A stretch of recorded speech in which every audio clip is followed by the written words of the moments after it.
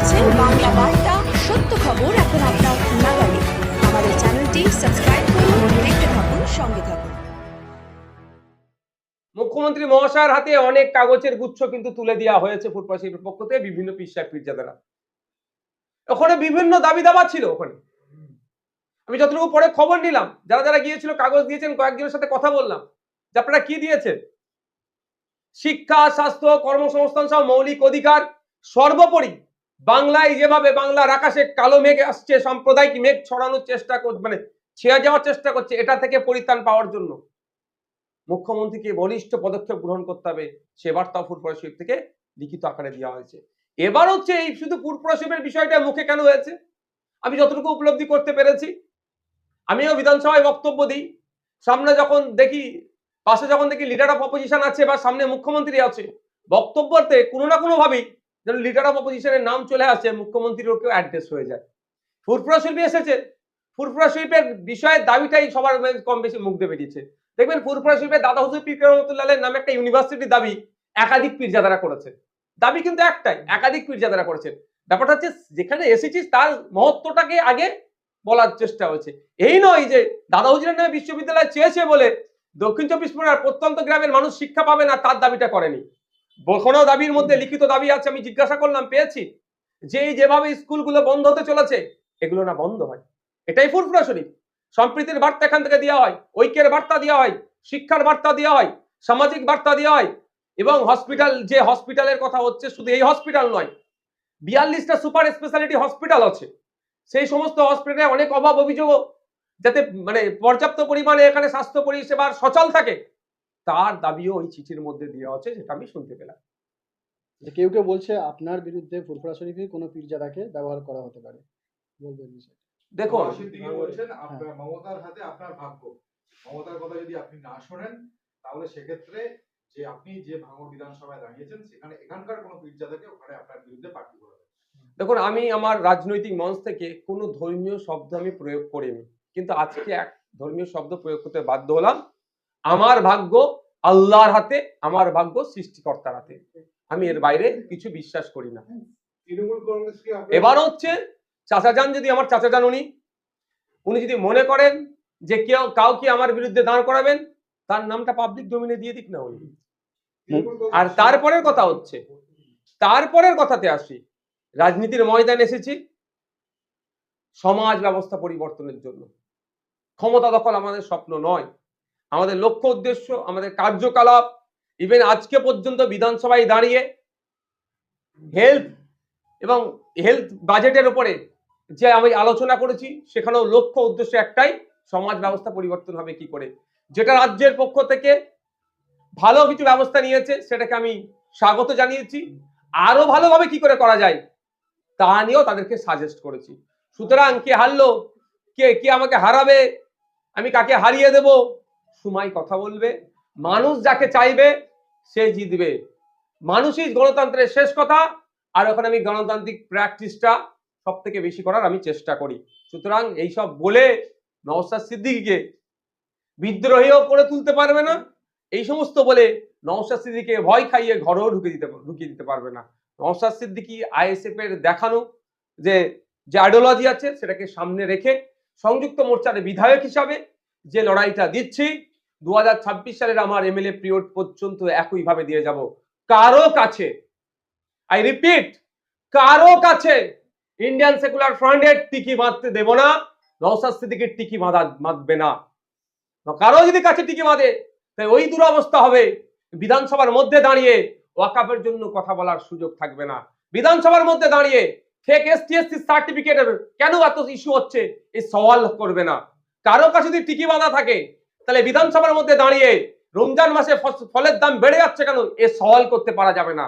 কারো কাছে যদি টিকি বাঁধা থাকে তাহলে বিধানসভার মধ্যে দাঁড়িয়ে ভাঙড়ে সরকারি মহিলা কলেজ নির্মাণ করতে হবে, ওখানকার মানুষদেরকে উচ্চশিক্ষায় শিক্ষিত করতে, ওখানে মহিলাদেরকে বিশেষ করে উচ্চশিক্ষায় শিক্ষিত করার জন্য এগিয়ে দিয়ে যেতে হবে, এই ডিমান্ড করতে পারা যাবে না। সুতরাং যেখানে কোনো টিকি বাঁধার জায়গা নয়। পীর পরিবারে কাউকে প্রার্থী করা হতে পারে এরকম আজকে আপনি পাচ্ছেন না? আমার কাছে ওই ধরনের খবর আসেনি। মিডিয়ার মাধ্যমে আপনারা যে কোশ্চেন করছেন, আজকে এই কোশ্চেনের দ্বিতীয়বার সম্মুখীন হলাম, এটাই বলছি। পীরজাদাদের মধ্যে যে দ্বন্দ্ব সেটাও ক্রমশ প্রকাশ্যে, কখনো মাইক কাড়াকাড়ি, কখনো গাড়িতে ওঠা নিয়ে মুখ্যমন্ত্রীর স্নেহধন্য হওয়ার চেষ্টা, এই বিষয়টাকে আপনি কিভাবে দেখেন? মানে যারা একসময় তৃণমূলকে চোর বলেছিল, তৃণমূলের দুর্নীতি প্রকাশ্যে এনেছিল, তারাই আজকে সেই সব একাংশ পীরজাদা তৃণমূলের দিকে ঘেঁষছে। কিভাবে দেখেন? দেখুন, তৃণমূলের দিকে ঘেঁষছে কি বলতে পারবো না। অবশ্যই তৃণমূলের দুর্নীতির বিরুদ্ধে তারা প্রতিবাদ করেছিল, আগামীতেও তারা তৃণমূলের দুর্নীতির বিরুদ্ধে প্রতিবাদ করবে, আমি তাদের কাছে এই আশা রাখি। এবার এখন এখানে ফুরফুরা শরীফের মুখ্যমন্ত্রী একজন তৃণমূলের নেত্রী হিসেবে আসেনি, তিনি এসেছেন রাজ্যের অভিভাবিকা হিসাবে। এটা কিন্তু আমরা না গুলিয়ে দিই, কারণ আমাদের রাজ্যের মুখ্যমন্ত্রী যখন মোদির সাথে মিট করতে যাই, তৃণমূল তখন বলে এটা অফিসিয়াল মিটিং, সেখানে আমরা রাজনীতি দেখিনি। তখন একবারের জন্য আমরা বলে ফেলি না যে আপনার কি বলে এর সাথে মোদির সাথে দেখা করতে যাচ্ছে, বিজেপি নেতার সাথে দেখা করতে, বিজেপিতে কি জয়েন করবে? আপনি যেটা বলছেন ওই গাড়িতে ঠেলাঠেলি না কি আর কি বললেন, মাইক কাড়াকাড়ির মতো স্নেহধন্য হওয়ার চেষ্টা, এরকম যে একটা বিষয়। দেখুন এটা আমি সত্যি বলছি, আমি ভিডিও দেখিনি, এটা আমি শুনেছি।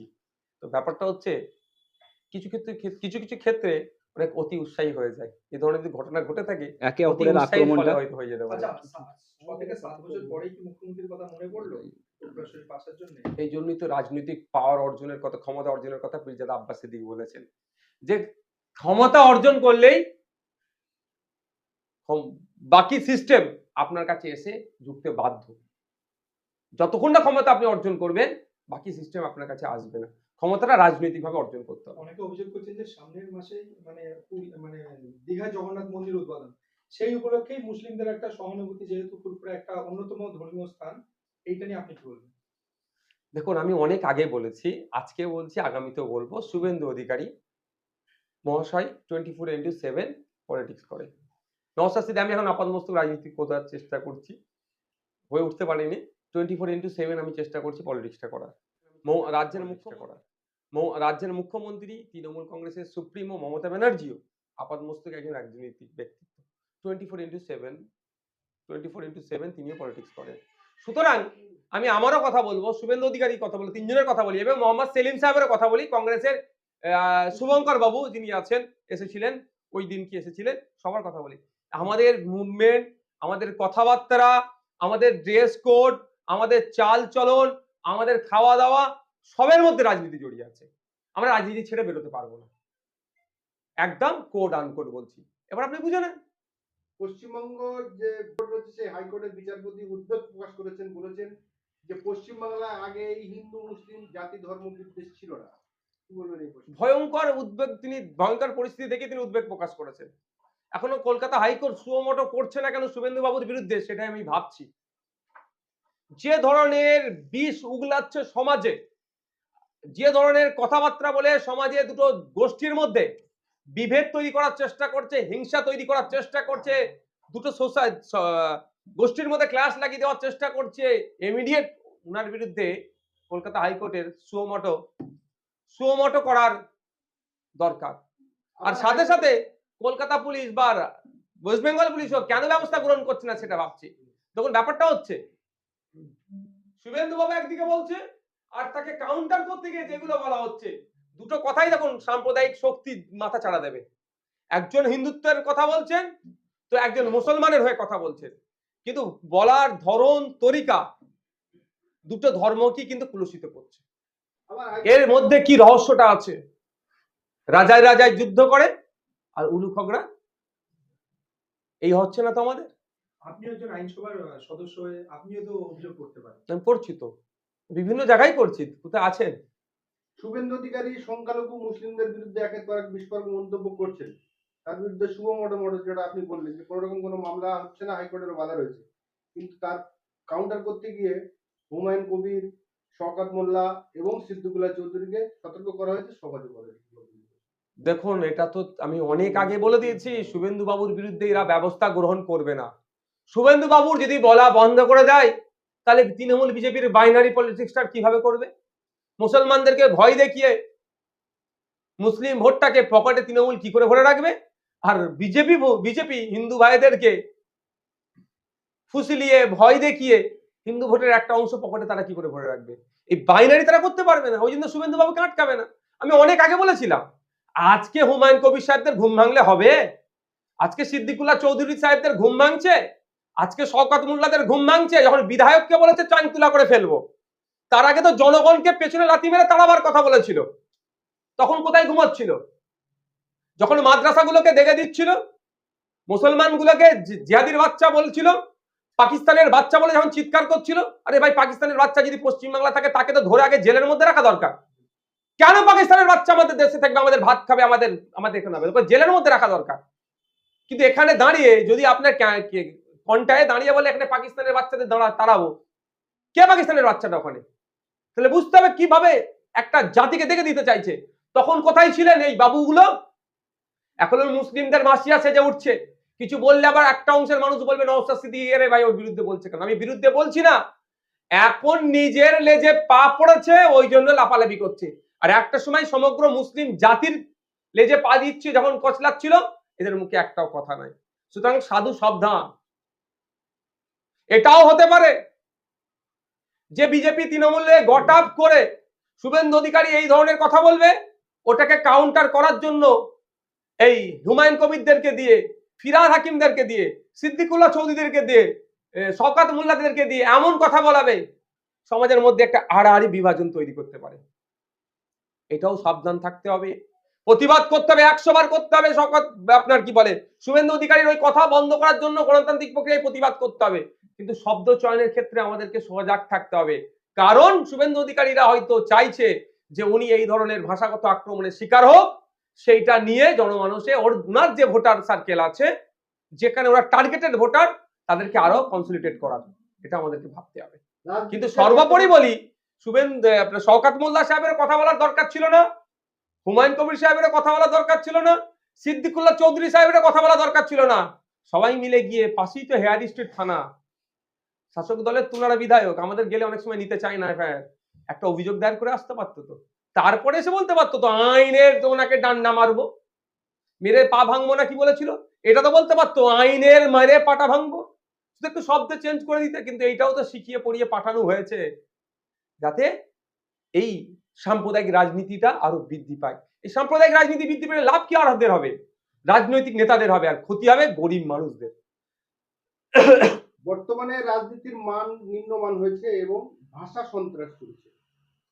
আগে পার্টি ভাষা সন্ত্রাস হতো, এখন এক ধর্মের মধ্যে আরেক ধর্মের ভাষা সন্ত্রাস চলছে। বর্তমানে ভবিষ্যৎ, সামনে যে ভবিষ্যতের কাজ, সেটা কি ভয়ঙ্কর দিকে এগোচ্ছে। আমরা এর থেকে যদি না পরিত্রাণ পাই, মানে পরিত্রাণ যদি আমরা করতে পারি নিজেদেরকে, এই যে আগুন লাগছে এই আগুনে সবাই জ্বলে খাকসা হয়ে যাবে।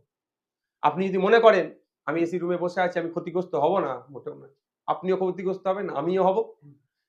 ক্ষতিগ্রস্ত সব থেকে বেশি হবে আপনি যেটা বলছেন ধর্মে মানে ভাষার চালাচালি নিয়ে এই যে বিভেদ একটা তৈরির চেষ্টা হচ্ছে, সব থেকে বেশি ক্ষতিগ্রস্ত হবে গরিব মানুষ।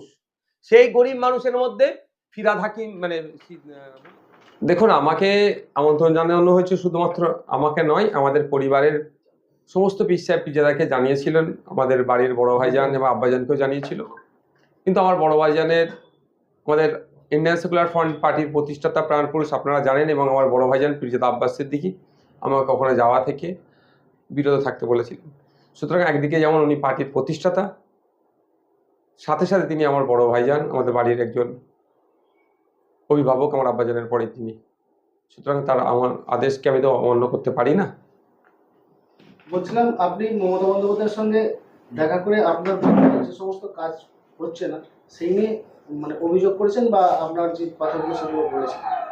বছর ঘুরতে গেলেই ভোট আসবে, 26-এ ভোট।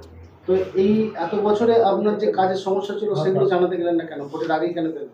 ধরুন একটা দারুণ প্রশ্ন করেছেন, হঠাৎ কেন গেলেন? এখনো 1 বছর বাকি, কম করে 1 বছর বাকি ভোট হতে। আমার সময়টাই তো নষ্ট করা হয়েছে। ভাঙড় পঞ্চায়েত সমিতি 1, ভাঙড় পঞ্চায়েত সমিতি 2-কে যখনই বলা হয়েছে এই কাজ হবে সেই কাজ হবে, বারবার আমাকে ঘুরিয়েছে। ওদের চক্র পড়ে আমি শুধু চক্কর কেটেছি।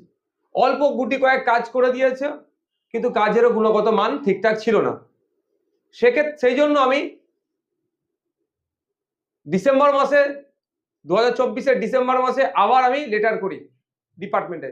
তার আগে বিভিন্ন আধিকারিকের কাছে গিয়ে কিন্তু আমি ভার্বালি এবং অফিসিয়ালি আমার চিঠি সব রিসিভ করানো আছে, আমি জমা দিয়েছিলাম, কোনো কাজ হয়নি। আমি বিইউপির অর্থাৎ লোকাল যে ফান্ড বিধায়কের ওর গাইডলাইন অনুযায়ী আমি বাস্তবায়ন বা রূপায়ণকারী সংস্থাকে আমি চেঞ্জ করি, চেঞ্জ করে জমা দিই, আবার 2 মাস 2.5 মাস আমার নষ্ট করে। হঠাৎ দেখি মার্চের সম্ভবত 4 তারিখে আমার সাথে কোনো আলোচনা না করেই ডিস্ট্রিক্ট থেকে একটা অর্ডার ইস্যু আছে, যেখানে এডিএম ডেভেলপমেন্টের সই আছে, তিনি একটা অর্ডার ইস্যু করেছেন, যেখানে ওই কাজগুলো পুনরায় আবার সেই পুরাতন ভাঙড় পঞ্চায়েত সমিতি 1 ভাঙড় পঞ্চায়েত সমিতি 2 কে দিয়েছে। যেই ওই ভাঙড় পঞ্চায়েত সমিতি 1 ভাঙড় পঞ্চায়েত সমিতি 2 আমার কাজগুলোকে ডিলে করিয়েছে, আমার টাইম কিল করেছে, তাকিয়ে দিয়েছে। এটা দেখার পরেই, কারণ আপনারা জানেন ফুটপ্রা শিল্পের ঐতিহাসিক 21, 22, 23 ফাল্গুন সালে সব ছিল ওই মার্চ মাসের ওই সময়টাই। হওয়ার পরেই সোমবারে আমি বিধানসভায় গিয়ে 0 আওয়ারে এই বিষয়টা উত্থাপন করি। ওখানে মাননীয় যিনি পরিষদীয় মন্ত্রী ছিলেন, সাথে সাথে আপনার অর্থমন্ত্রী চন্দ্রিমা ভট্টাচার্য ম্যামও ছিলেন। আমি ওখানে প্রস্তাব রেখেছিলাম, আমার সমস্যার কথা তুলে ধরে আমি জিজ্ঞাসা করেছিলাম যে এই মুহূর্তে আমার করণীয় কি, আমি আমার ভাঙড় বিধানসভার ভোটারদেরকে কি বলবো, কি করণীয় কি, আমি কি করব, তাদেরকে কি বলবো, কারণ আমার মধ্যখানে এত টাইম নষ্ট হয়েছে। কিন্তু দুর্ভাগ্যের বিষয়, না অর্থমন্ত্রী আমার কথার কোনো প্রতি উত্তর দিয়েছেন, বা পরিষদীয় মন্ত্রী শোভন বাবু কোনো প্রতি উত্তর দিয়েছেন। সেটা যখন প্রতি উত্তর আমি পাইনি, বাইরে যখন প্রেস মিট করছিলাম, আমাকেই সাংবাদিকদের মধ্য থেকে প্রসঙ্গক্রমে বলতে বলতে আমি বলেছিলাম যে এর পরের স্টেপ আমি মুখ্যমন্ত্রীকে জানাবো। তারপর আমি ছুটে গিয়েছি মুখ্যমন্ত্রীর কাছে, তাকে জানিয়েছি। জানানোর পরে এই 1 সপ্তাহ হয়েছে, আজকে আমার লোক এতেও গিয়েছে, ডিস্ট্রিক্টেও গিয়েছে কাগজপত্র জমা দিতে। আজকে রাত্রে নাহলে কালকে সকালে আমি খবর পাবো যে মুখ্যমন্ত্রীকে জানানোর কতটা ইফেক্ট হয়েছে। আমার কাজ বিইউপির অর্থাৎ লোকাল এমএলএ ফান্ডের যে ডেভেলপমেন্টের যে গাইডলাইন আছে তার মধ্যে থেকে হচ্ছে কি হচ্ছে না। বলছিলাম একটা সময় ফুটপুরা পঞ্চায়েতে ভোটের সময় দেখা গিয়েছিল যে বিভিন্ন সময় বিভিন্ন রকমের আপনাদেরই পীর সাহেবরা আপনার সমর্থনে বা আপনার এতে ফুটপুরায় একটা অশান্তি সৃষ্টি হয়েছিল, সেই পীরজাদারাই এখন মমতা বন্দ্যোপাধ্যায়ের পাশে, বিষয়টা কিভাবে দেখছেন? দেখুন, ব্যাপারটা হচ্ছে এই যে মমতা ব্যানার্জি মহাশয়া পশ্চিমবাংলার মুখ্যমন্ত্রী হিসাবে ফুরফুরা শিল্পে তিনি এসেছিলেন, এই আশাটাকে নিয়েও দেখছি এক শ্রেণীর মানুষ সাম্প্রদায়িক তাস খেলার চেষ্টা করছে। কেন মমতা ব্যানার্জি ফুরফুরা শরীফে আসবে, এই নিয়ে অনেক বিতর্ক। আমি একজন বিরোধী দলের বিধায়ক হয়ে বলছি, 100 বার প্রয়োজনে মমতা ব্যানার্জি 100 বার ফুরফুরা শরীফে আসবে, 100 বার তারকেশ্বরে যাবে, 100 বার দক্ষিণেশ্বরে যাবে, 100 বার তারাপীঠে যাবে। তিনি রাজ্যের অভিভাবিকা, তার যেখানে মনে হবে, যেখানে প্রয়োজন মনে হবে মানুষের উন্নয়নের স্বার্থে তিনি সেখানে যেতে পারেন, তাদের সমস্যা নিয়ে তিনি কথা বলতে পারেন। কিন্তু এটাকে নিয়ে যেভাবে সাম্প্রদায়িক রাজনীতি হচ্ছে, এটাকে বন্ধ হওয়া দরকার। কোনোদিনের জন্য কেউ কি প্রশ্ন তোলে কেন মুখ্যমন্ত্রী রথের গিয়ে দড়ি টানলো? কোনোদিন কেউ প্রশ্ন তোলেনি, প্রশ্ন তোলাটা অনুচিত বলে মনে করি। কোনোদিনের জন্য কেউ প্রশ্ন করেনি যে গত কয়েকদিন আগে পাঞ্জাবিদের ধর্মীয় অনুষ্ঠানে গিয়ে, সেখানে গিয়ে তিনি পাঞ্জাবিদের যে সংস্কৃতি আছে তার সাথে তিনি মিশে যাওয়ার চেষ্টা করেছেন, এই নিয়ে কেউ প্রশ্ন তুলেনি। কেন ফুরফুরা শরীফে আসলে কেন আসলো এই বলে যারা দেখে দেওয়ার চেষ্টা করছে, আমি তাদের কথার সাথে আমি সহমত হতে পারছি না। এবার প্রশ্ন হচ্ছে কার সাথে কে দেখা করতে গিয়েছে? রাজ্যের মুখ্যমন্ত্রীর সাথে পীর সাহেব পীরজাদারা গিয়েছেন। কারা গিয়েছেন? যারা আমন্ত্রিত তারা গিয়েছেন। এটা ভাববেন না যে মুখ্যমন্ত্রীর আমন্ত্রণে গিয়েছিল মানে সব তৃণমূল হয়ে গেল। আমি বিতর্ক বলি, এটা আমি বিশ্বাস করতে পারি না। আমাদের ভাইজান হিসাবে আমাদের পাশে যেরকম ভাবে ছিল, আগামীতেও সেইরকম ভাবে থাকবে, এই আশা আমরা ভাইজানদের কাছে রাখি। কিন্তু এখন তো দেখা যাচ্ছে তৃণমূলের প্রতি একাধিক পীরজাদা ঝুঁকছে, আপনার অবস্থান। দেখুন, ব্যাপারটা হচ্ছে গণতন্ত্র এটাই। আপনার যদি কাউকে ভালো লাগে, আপনার সত্তা দিয়ে যদি মনে হয় ওর আদর্শটা ভালো, আপনাকে কেউ আটকাতে পারবে? যে আটকাবে সেই তো অন্যায় করবে, আমি মনে করি। যদি তৃণমূলের আদর্শ কাউকে পছন্দ লাগে, তাকে তৃণমূল ভালো লাগবে। কাউকে লেফট ফ্রন্টের আদর্শ ভালো লাগে, সে লেফট ফ্রন্টকে গ্রহণ করে। জাতীয় কংগ্রেসের আদর্শ অনেককে ভালো লাগে, জাতীয় কংগ্রেসে থাকছে। এই যে ব্যাপারটা হচ্ছে, এসেছে বলে সুর নরম হয়েছে, ব্যাপারটা হচ্ছে ফুরফুরা শরীফে এসেছেন, উনি দুটো প্রস্তাব দিয়েছেন। আপনাদেরকে একটা ক্লিয়ার করে রাখি আপনাদের মাধ্যমে, একটা বাজে ফুরফুরা শরীফ সম্পর্কে বার্তা ছড়ানো হচ্ছে, এটা আমি আপনাদের মিডিয়া আপনাদের মাধ্যমে সেই বার্তার আমি বিরোধিতা করছি। বলছে কি ফুড প্রসিপ এসেছে, সব ফুড প্রসিপ সংক্রান্তই দাবি করেছে। অ্যাকচুয়াল আপনারা হয়তো দেখেছেন মুখ্যমন্ত্রী মহাশয়ের হাতে অনেক কাগজের গুচ্ছ কিন্তু তুলে দেওয়া হয়েছে ফুড প্রসিপের পক্ষ থেকে বিভিন্ন পীর সাহেব পীরজাদারা। ওখানে বিভিন্ন দাবি দাবা ছিল। ওখানে আমি যতটুকু পরে খবর নিলাম, যারা যারা গিয়েছিল কাগজ দিয়েছেন, কয়েকজনের সাথে কথা বললাম যে আপনারা কি দিয়েছেন, শিক্ষা, স্বাস্থ্য, কর্মসংস্থান, আমরা মিনিস্টার গেট বলি যেটা 1 নম্বর গেট, 3 নম্বর গেটে চিফ মিনিস্টার ম্যাক্সিমাম ওরা যাতায়াত করে। তো 2 নম্বর গেটের সামনে মিডিয়া থাকে, মিডিয়া একটা ছোট করে স্ট্যান্ড করা আছে। আপনাদের যারা বিভিন্ন মেইন স্ট্রিম থেকে শুরু করে ডিজিটাল প্ল্যাটফর্মে প্রচুর জন যায়, ওখানে এসে সব বিধায় একের পর এক এসে বাইট দেয়। এবার অনেক ক্ষেত্রে আমাদের বাইট দেওয়ার পরে কারো স্পেশাল কিছু ডিমান্ড থাকে যে আমি এটা আলাদা করে দুটো ইস্যুতে কথা বলবো, একটু বাইটটা নেবো। সেক্ষেত্রে আমরা কি করি, আমি আমার কথা বলছি, ওই স্ট্যান্ডকে ছেড়ে একটু সাইডে চলে যায়। কারণ আমি যদি ওখানে জ্যাম করে আবার কারো একটা কথা বলি, অন্য কোনো বিধায়ক আসলে সে তো আমাকে সরে যেতে বলতে পারবে না, তার সাথে অনুচিত হবে, অন্যায় হবে, টাইমটা কিল হচ্ছে। ঠিক একইভাবে আজকে অনেক বাইট দেওয়ার পরে হিন্দিও এসেছিল, খুব একটা ভালো হিন্দি পড়তে বলতে আমি পারি না, তারপরেও আমি হিন্দিতে বাইট দেওয়ার পরে ডিজিটাল প্ল্যাটফর্মে একজন বললেন যে ভাইজান আমাকে একটু এক্সক্লুসিভ দিতে হবে। আমি ঠিক আছে চলো ওই গেটটায় যাই, কারণ এখানে আবার জাম হয়ে যাবে, তোমার দেখা দেখি আবার এসে কেউ বলবে, আমি কাউকে না বলতে পারবো না। যথারীতি আমার যে গাড়িটা ছিল এই গেটের মুখে, যে ওই গেটের মুখে রাখছি, আমি এই গেটের ফুটপাতে হেঁটে যাচ্ছিলাম, যাওয়ার দিকে যে ওই গেটের একটু আগে আমি ওখানে দুটো অফিসার ছিল দূরে দূরে। তো আমি একজন অফিসারকে জিজ্ঞাসা করছি, সিএম ম্যাম চলে গিয়েছেন? কারণ হচ্ছে যে বেরিয়ে গিয়েছে বলে আমার কাছে কোনো খবর ছিল না, এবং ওইখানে দেখি পুলিশের সংখ্যা সে অর্থে ছিল না, কারণ আমি যতটুকু জানি সিএম ম্যাডাম যখন থাকে ওখানে পুলিশ ছেয়ে থাকে। আর আমি এই জন্যই জিজ্ঞাসা করছি সিএম ম্যাডাম চলে গিয়েছে কি, কারণ আমার তো একটু হলেও আকেল আছে। আমি বাইরে দিচ্ছি, সেই সময় যদি সরাতে বলে আমার গাড়িটাকে, আমি গাড়ির দিকে দেখবো না, আমার কনসেন্ট্রেট ব্রেক হতে পারে। আমি আগে থেকেই আমার মানসিক প্রস্তুতি, যদি সিএম ম্যাডাম থাকে আমি ওখানে বাইটও দেবো না, কারণ নিরাপত্তার একটা ব্যাপার থাকে। হয়তো আমাকে সরাতে পারবে না পুলিশে, কিন্তু আমার উচিত হবে না ওখানে দাঁড়িয়ে বাইকটা দেওয়া। দেখুন আমার সাথে তার রাজনৈতিক চরম মতপার্থক্য আছে, তার দলের আপাদমস্তককে আমি কিন্তু একটা ইঞ্চও ছাড়ি না, চোরকে চোর বলে দিই, বিধানসভার মধ্যে দাঁড়িয়ে দুর্নীতির কথা বলি, কিন্তু end of the day she is our chief minister, এটা তার হনার আছে, তাকে দিতে হবে। সেই জন্য আমি জিজ্ঞাসা করলাম, একবার বলেছে কোন উত্তর দেয়নি, আমি আবার বললাম যে সাহেব বা স্যার বা সাহেব, আর মনে আসছে না যে চিফ মিনিস্টার চলে গেছেন। উনি যে রিয়াকশনটা দিলেন আমাকে, অত্যন্ত খারাপ আমাকে লেগেছে। মানুষ হিসাবে ব্যথা পেয়েছি, আবার বিধায়ক হিসেবে আরো বেশি ব্যথা পেয়েছি, কারণ আমার সম্মানে তা আঘাত দিচ্ছে। ভাঙড়ের মানুষ আমাকে ভোট দিয়ে যে সম্মান নেওয়ার জন্য পাঠিয়েছে, সেই সম্মানেও আঘাত লেগেছে। তো আমি বললাম আপনি আমার সাথে এই আচরণ করছেন কেন, হাসি মুখে বললাম, এরকম ভাবে বলছেন কেন? দুবার একবার বললাম যে আচরণ আপনি করতে পারেন না, তখন উনি বলছেন জানতো। তখন কিন্তু আমি কথাটাকে সিরিয়াস হিসেবে নিয়েছি, তার আগে পর্যন্ত সিরিয়াস হিসেবে আমি নিইনি কথাটা। আমি বলছি আমি যাব না, আপনি অবাধ্যতা বন্ধ করুন। আরো কয়েকটা এবার কথা চালাচালি হয়েছে, বলছে আপনার গাড়ি সরান। আমি বললাম আমার গাড়ি থাকলো, আমার গাড়ির যে ড্রাইভার ছিল, আমি চাবি আমার কাছে দে, কাঁচ তুলে দে, চাবি নিয়ে নিয়েছি। যে আপনি এই যে কথাটা বলেছেন, আমি একজন বিধায়ক হিসাবে আমি অপমান বোধ করেছি, এই কথাটা আপনার ভুল হয়েছে, এটা যতক্ষণ না বলবেন আমি গাড়ি সরাবো না। আমি দাঁড়িয়ে আছি, ওখানে অদূরেই ডিসি স্যারেরা ছিলেন, এসি স্যারেরা ছিলেন, এসে আমাকে বলছেন নসর সাহেব কি হয়েছে, আমি তখন এই হয়েছে না, এটাকে ব্যাপারটাকে ছোট করলাম। আমি বললাম ডিসি স্যারদেরকে, যারা ওনার থেকে ঊর্ধ্বতন যারা ছিল, যে আমাকে লজ্জা লাগছে, আপনি এসে এই ছোট্ট বিষয়ে আপনি কথা বলছেন। হ্যাঁ ছোট্ট বিষয়, কিন্তু অনেক গভীরের বিষয়। ওনার এই আচরণ করার কারণটাও কি কিন্তু আমি পরে এক্সপোজ করব, এখন না, আমি কয়েকটা দিন অপেক্ষা করছি। তা উনাকে আমি বললাম যে দেখুন আমি এই ঘটনা ঘটেছে, উনি যদি আমাকে একবার বলেন যে আমার এই বলাটা অনুচিত হয়েছে, তাহলে আমি সরিয়ে দেবো, নাহলে আমি সরাবো না। তাতে যা আমার বিরুদ্ধে যদি কোনো মামলা টামলা দিতে হয় আপনারা দেন। ওখানে ওই অফিসারটাকে ডেকেছেন, কিন্তু ওই অফিসার এত উদ্ধত্ত তিনি আচরণ করেছেন। ডিসি র্যাঙ্কের একজন অফিসার, হ্যাঁ আপনার এসিরা আছেন, অনেক কটা এসি স্যার ছিলেন ওখানে, আরো অনেক ইন্সপেক্টর এসে গিয়েছিলেন, তাদের সামনেও আমার সাথে অদূরত্বপূর্ণ আচরণ।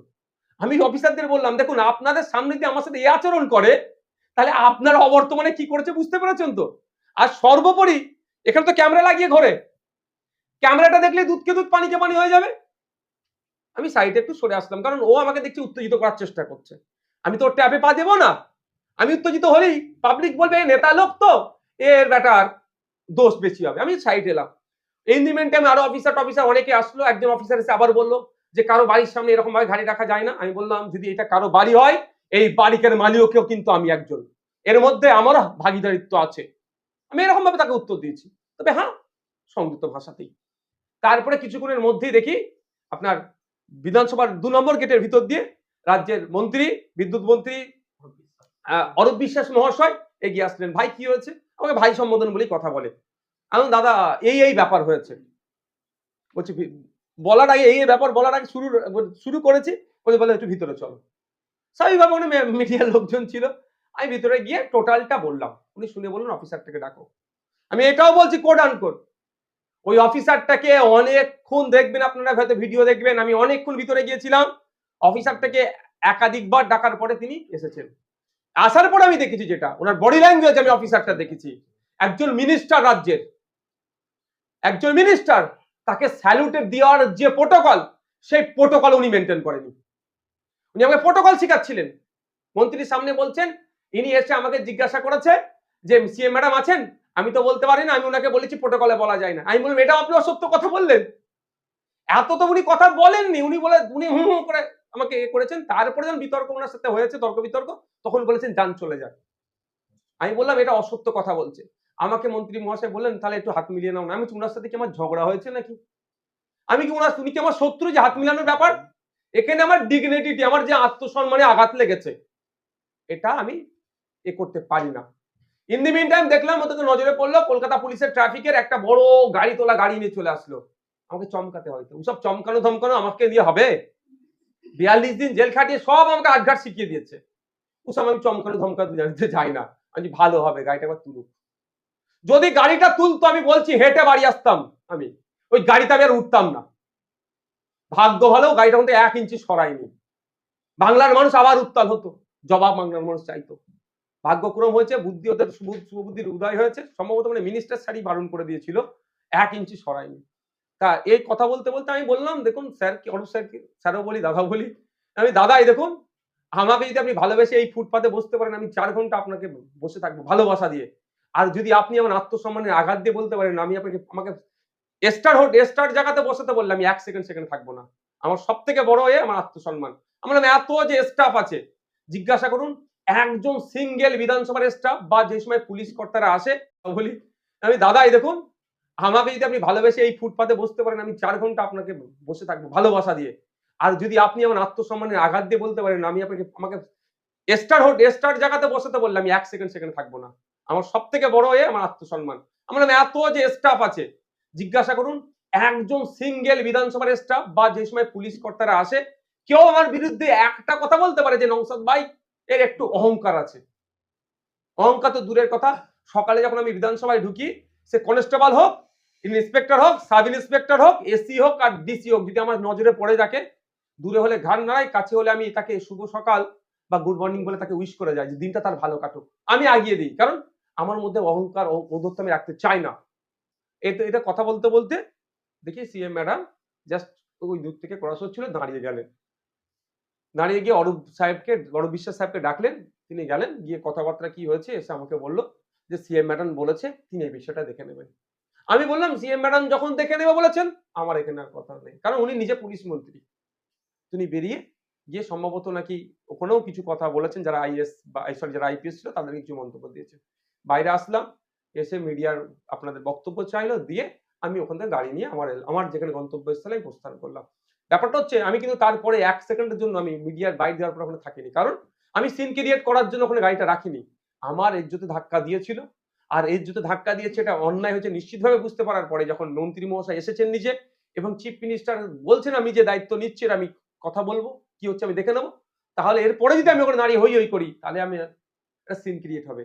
আমার আত্মসম্মান আঘাত লেগেছে, আমি সিন ক্রিয়েট ওখানে করতে যাইনি। আমার অধিকারটা আমি বুঝিয়ে দিতে চেয়েছি যে আমার পদটা বাচ্চা ছেলে দেখতে হতেই পারে স্বাভাবিক, কিন্তু আমার পদের গুরুত্ব যদি ইন্সপেক্টর বোঝে কিছুই করার নেই। তবে একটা কথা বলে রাখি, আপনারা বলতে পারেন হয়তো অনেকে বলতে পারে যে নো পার্কিং জোনে গাড়ি রেখেছে, কোথায় নো পার্কিং জোন আমি ভালো জানি বিধানসভার সম্পর্কে। অডিয়েন্স যারা থাকবেন আমাদের তৃণমূলের বন্ধুরা শুনে বলতে পারবে এটাকে মিসগাইড করে নো পার্কিং জোনে। আমার জানা আছে কোথায় নো পার্কিং জোন, কোথায় গাড়ি রাখতে হয়, সেটা ভালো করে বিধানসভার আমি রীতিনীতিটা ভালো করে জানি। বিধানসভা রীতি জানি বলি আমার গাড়িটা ভাড়ার গাড়ি নিয়ে আমি চলি, আমার গাড়ি তো কাঁচ ভেঙে দিয়েছে, কাঁচ ভাঙাই অবস্থা আছে, আমি মাস গেলে ভাড়া দিতে হয়, এই ভাড়ার গাড়ি কখন সে নিয়ে নিতে পারে সেই জন্য আমি স্টিকার, যেটা বিধানসভার স্টিকার হয় সেটা লাগাইনি। আর বিধানসভার স্টিকার না লাগিয়ে বিধানসভায় ঢুকানো অনুচিত। হয়তো আমি গেলে ঢুকিয়ে দেবে, কিন্তু আমি এই আইন বহির্ভূত কাজটুকু আমি করি না। সুতরাং আমাকে নো পার্কিং এইসব দিয়ে কেউ না কাউকে মিসগাইড করে, সেটাও আমি বলছি। কিন্তু একটা সময় মনে হচ্ছিল পুলিশ কার্যত অসহায় হয়ে পড়েছিল আপনার হুঙ্কারে। তাহলে অরূপ বিশ্বাস কি পুলিশকে সাহায্য করতে আপনার সঙ্গে সাক্ষাৎ করলেন?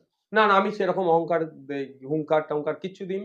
যারা সিনিয়র মোস্ট অফিসার যারা এসেছিলেন, মানে তাদের পদমর্যাদা যারা সিনিয়র অফিসার এসেছিলেন, তাদের সাথে আমি যথেষ্ট ভালোভাবে কথা বলেছি, তাদের সাথে আমি সুন্দরভাবে কথা বলেছি এবং তারাও আমার সাথে আচরণ করেছে ভালো। কেউ আমার ওই পুলিশ অফিসার ছাড়া অন্য কোন সিঙ্গেল পুলিশ অফিসার আমার সাথে একটা খারাপ শব্দ ব্যবহার করেনি। তবে একটা কথা বলে দিয়ে যে আপনাদের জ্ঞাতার্থে আপনাদের মাধ্যমে জনগণকে আমি জানাতে চাই, এই যারা পুলিশের ডিউটি করেন তাদেরকে স্পেশাল ট্রেনিং দেওয়া হয়। এটা বলতে পারে ও বেচারি ডিউটি করতে করতে ওর মানসিক চাপ বসে গেছিল করেছে, কিন্তু এটা আমি অন্তত বিশ্বাস করব না। কারণ ওদেরকে স্পেশাল ট্রেনিং দেওয়া হয় কি আছে, কেমন ভাবে নিজেকে কন্ট্রোল করবে। কারণ ওদের অনেকের হাতে হাতিয়ার থাকে, বড় বড় অস্ত্র থাকে, বন্দুক থাকে, তারা যদি একটু উত্তেজিত হয়ে যায় তাহলে চালিয়ে দেবে। কিন্তু এমন তাদেরকে ট্রেনিং দেওয়া হয় কুল মাইন্ডে থাকে। তাহলে এই অফিসারও ডিউটির চাপে পড়ে আমাকে এই আচরণ করেছে, আমি এটা বিশ্বাস করব না, এটা আমি বলে রাখছি। বিশ্বাস নেই, আমি দেখেছি, নামটাও নোট করে রেখেছি, ভিডিও আমার কাছে আছে, এই অফিসারের ডিটেলসটাও আমি একটু খোঁজ নিচ্ছি, ব্যাকগ্রাউন্ড ইনার কি, এমনটা কেন করলো আপনার কি ধারণা? কি ধারণা আছে এখনই আমি বলবো না। আমি যতটুকু অবজার্ভ করতে পেরেছি, আমি যতটুকু ওখান থেকে উপলব্ধি করতে পেরেছি, আমি কয়েকটা দিন অপেক্ষা করব। পুলিশ কি কোথাও নিজের ভূমিকা ভুলে যাচ্ছে? না দেখুন, ওই এক সিঙ্গেল পুলিশ অফিসার যিনি ছিলেন উনি ছাড়া আমার সাথে কেউ খারাপ আচরণ করেনি।